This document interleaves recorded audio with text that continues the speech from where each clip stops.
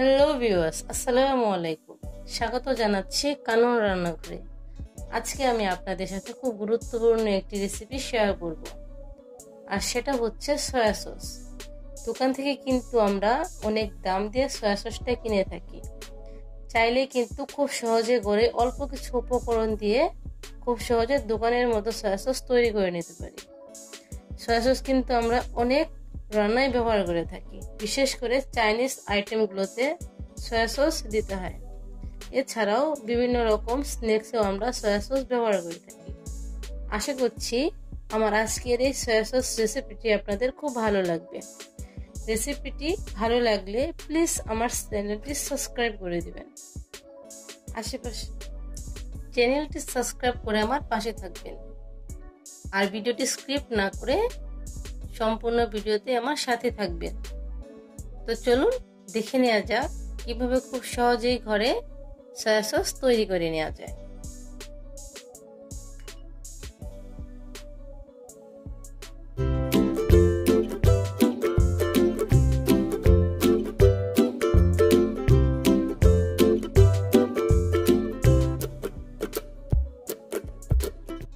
Friends, soya sauce বানানোর জন্য আমি চুলায় প্যান বসিয়ে দিয়েছি। এখন আমি এতে দিয়ে দিব চিনি। এখানে আমি 1 কাপ চিনি নিয়েছি। চিনিটা কিন্তু আস্তই ব্যবহার করতে হবে।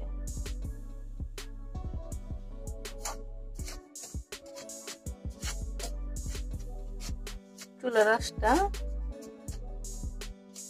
মিডিয়াম আঁচে রাখতে হবে, কারণ বেশি জোরে আগুন দিলে আপনার ক্যারামেলটা হতে সমস্যা হবে। আমরা যে ক্যারামেল তৈরি করি সেইভাবেই চিনিটা গলিয়ে নিতে হবে, আর আগুনটা জুড়ে দিলে চিনিটা পুড়ে যাবে।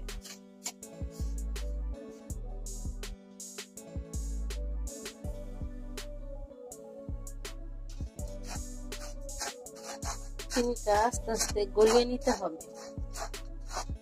আমি কিন্তু এখানে কোনো পানি ইউজ করিনি।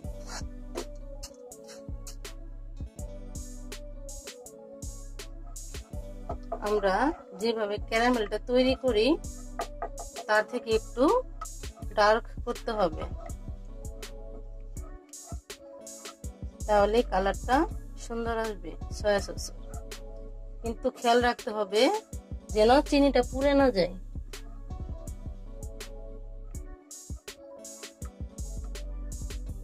এ পর্যায়ে চুলার আঁচটা একদম লো আঁচে রাখতে হবে, নয়তো কিন্তু সয়া সস খাওয়া যাবে না, তিতা লাগবে চিনি যদি পুড়ে যায়।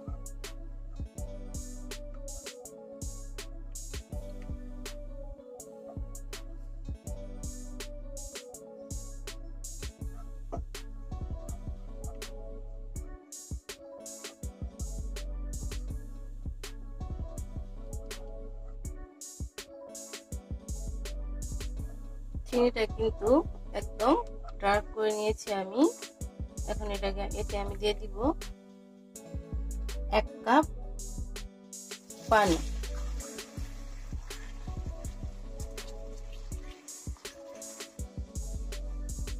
চিনিটা কিন্তু জমাট বেঁধে যাবে, এতে ভয়ের কিছু নেই। আস্তে আস্তে জাল দিলে আবার এটা গলে যাবে।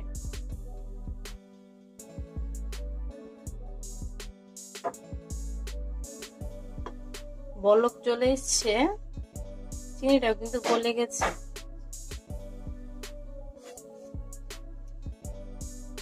এ পর্যায়ে আমি এতে দিয়ে দিব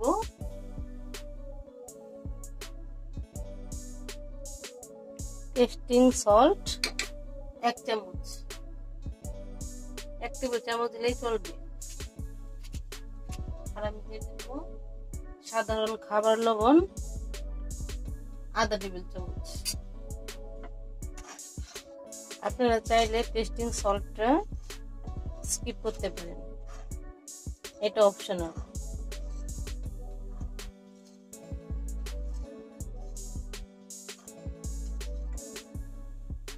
এখন আমি এটাকে এভাবে রাখবো একটু বলক আসার জন্য।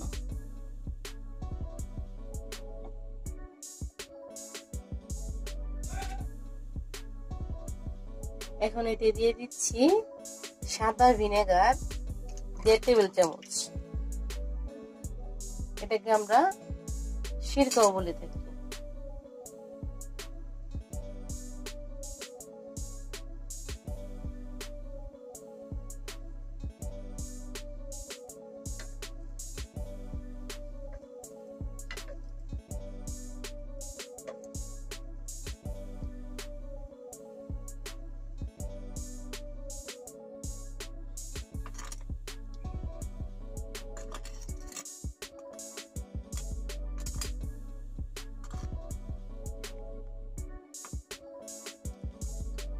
অনেক সুন্দর একটা কালার এসেছে।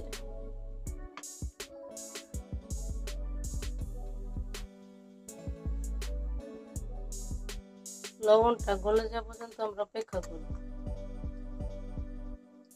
2 থেকে 3 মিনিট। এই পর্যায়ে কিন্তু চুলার আঁচটা অবশ্যই মিডিয়াম আঁচে রাখতে হবে।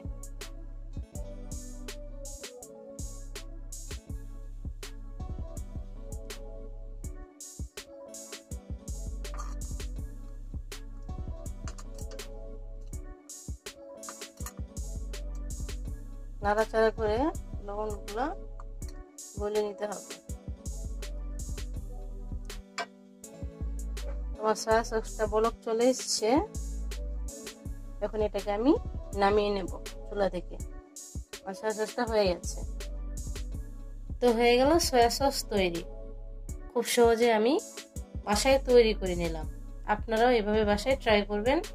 আর কেমন হলো অবশ্যই আমাকে জানাবেন কমেন্টে। আর ফ্যামিলি আর ফ্রেন্ডের সাথে ভিডিওটি শেয়ার করতে ভুলবেন না। আর ভিডিওটি দেখতে দেখতে একটি লাইক দিয়ে দিবেন। আশা করি আমার ভিডিওটি আপনাদের অনেক ভালো লেগেছে। যদি আমার ভিডিওটি ভালো লেগে থাকে তাহলে অবশ্যই আমার চ্যানেলটি প্লিজ সাবস্ক্রাইব করে দিবেন। সবাই ভালো থাকবেন। আসসালামু আলাইকুম।